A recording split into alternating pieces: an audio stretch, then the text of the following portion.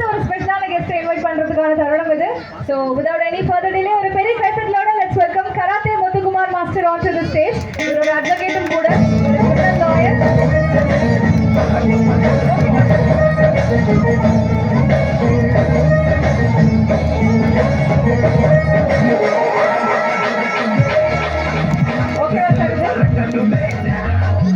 இல்ல அந்த தம்பிகிட்ட கேட்கணும், அது என்ன அந்த பொண்ணுக்கு பூக்களை சற்று ஓய்வெடுங்கள், எனக்கு மட்டும் ரொம்ப டெரரான மியூசிக்கா போட்டா. சார் பூக்களை சற்று ஓய்வெடுங்கள், உங்களுக்கு போட்டா அதை போடணும்னு சொல்லலைங்க. எனிவேஸ், ஹாய் ஃப்ரெண்ட்ஸ், பேசலாம். ஷார்ட்டாக பேசணும், ஆனால் ஸ்வீட்டாக பேசணும்னு சொல்லுவாங்களே, கொஞ்சம் கரெக்டாக பேசுவோமே.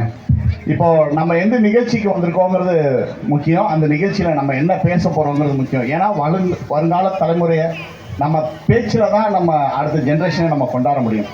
இப்போ இலக்கிய தாஸ் அப்படின்னு எடுத்துக்கிட்டிங்கன்னா, இலக்கிய தாஸ் அப்படிங்கிறது ஒரு அருமையான தமிழ் பெயர்.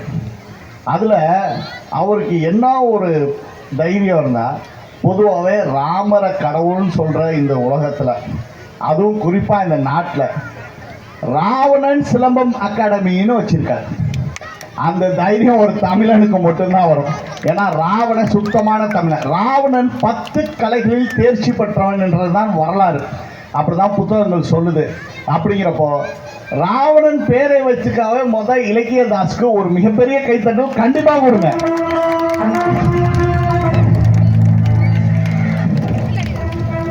அடுத்தது நம்ம இந்த நிகழ்ச்சியை ஹோஸ்ட் செய்யும் ஐஷு அவர்களுக்கும், ஏன்னா பாவம் அவங்கள தான், அவங்க பேர் யாரும் சொல்ல, அதனால் நான் சொல்லிட்டேன். ஓகே. அண்ட் இந்த நிகழ்ச்சிக்கு வருகை தந்ததில் இயக்குனர் தம்பி தினேஷ். ஆமாம், வருங்காலத்தில் ஒரு மிகப்பெரிய இயக்குனராக வருவார். ஆல்ரெடி ஒரு மிகப்பெரிய இயக்குனர் தான்.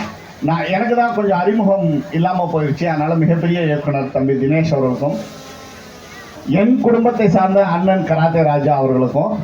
ஏன்னா எங்களுக்கு என்றைக்குமே ஒரு பற்று உண்டு. என்ன அப்படின்னா, இந்த கராத்தே அப்படின்னா அதுக்கு இன்னொரு தடவை விளக்கத்தை அப்புறம் வரேன்.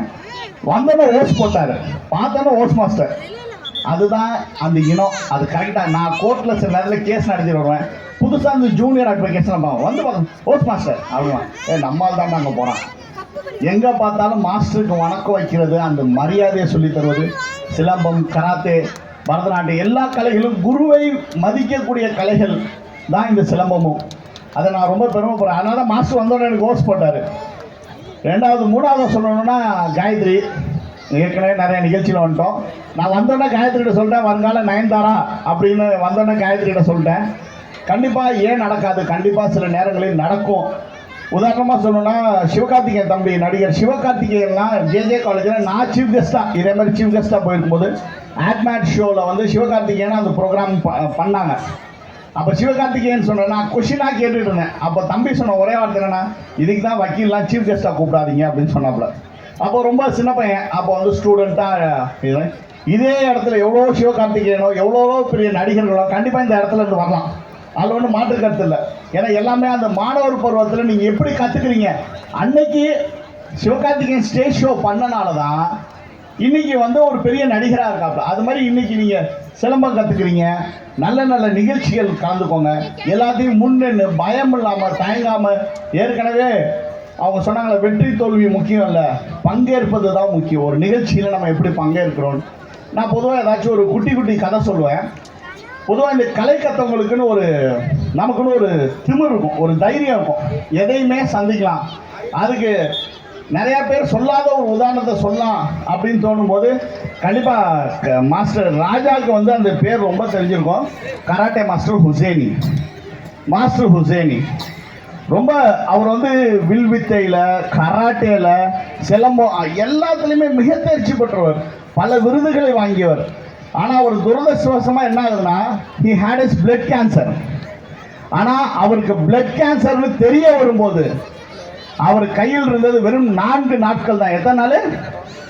4 நாள் தான் அவர் உயிரோட வாழ முடியும்னு சொல்லி டிக்ளேரே பண்ணிட்டாங்க. நீங்கள் 4 நாளில் இறந்துருவீங்க கன்ஃபார்மா அப்படின்ட்டாங்க. சற்றும் தொய்வடையாமல் இந்த 4 நாட்களில் அவரோட இதயத்தை எங்கே பாடம் பண்ணி வைக்கணும், அடுத்தது அவங்க மாணவர்களுக்கு அடுத்தடுத்து என்ன சொல்லி இந்த 4 நாட்களை உபயோகமாக படுத்தி அதை ஒரு வீடியோவும் பண்ணியிருக்காங்க. நிறைய பேர் யூடியூப்ல போய் கராட்டே மாஸ்டர் ஹுசேனி போட்டிங்கன்னா அந்த வீடியோ வந்துடும். பதிவு செஞ்சு மரணம் எப்போ வேணுமா வரும், ஒரு கலைஞனுக்கு மனமுறையை தைரியமாக எதுக்கணும்னு சொல்லி கொடுத்தது கராட்டே மாஸ்டர் ஹுசேனி தான். அதனால தான் ஏன்னா நம்ம பொதுவாக யாரையோ உதாரணம் காட்டுறோம், சில உதாரணங்கள் மறந்துடுவாங்க, நம்ம மக்களுக்கு அதை எடுத்து சொல்லணும். அவருக்கு அந்த தைரியம் எங்கேருந்து வச்சுன்னா, he was a master. Always master has that guts.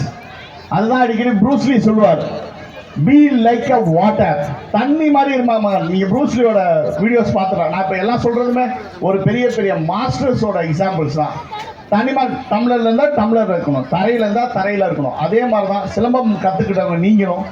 கலை சிலம்பம் வந்து சண்டை போடுறதுக்காக கற்றுக்கிறது இல்லை, இட்ஸ் a டிசிப்ளின் ஆக்டிவிட்டி.